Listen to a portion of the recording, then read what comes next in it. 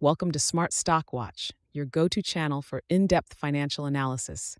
Today is October 30th, 2025, and we're diving into Carlisle's third quarter earnings report.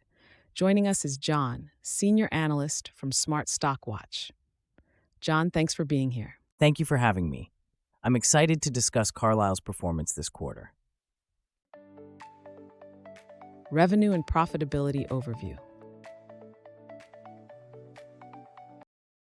Let's start with the top line. Carlisle reported a revenue of $1.3 billion for Q3 2025, which is a 1% increase year over year. John, can you elaborate on this modest growth? Absolutely. The revenue growth, although modest, reflects Carlisle's resilience in a challenging macroeconomic environment.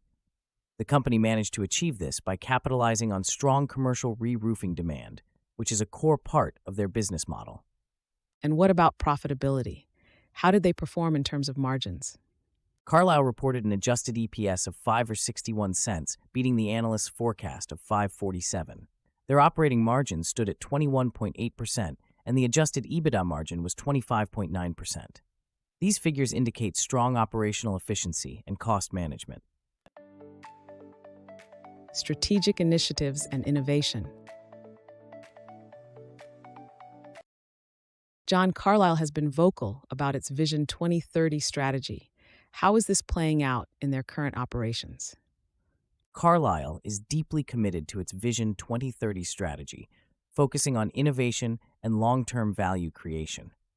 They've launched several new products like Rapid Lock and Seam Shield, which are gaining strong market adoption.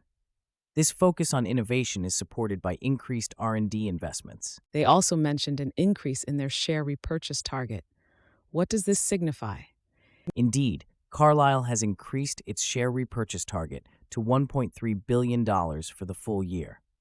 This move reflects their confidence in the company's financial health and their commitment to returning capital to shareholders. Segment performance and market challenges. Let's delve into the segment performance. How did Carlisle's segments fare this quarter?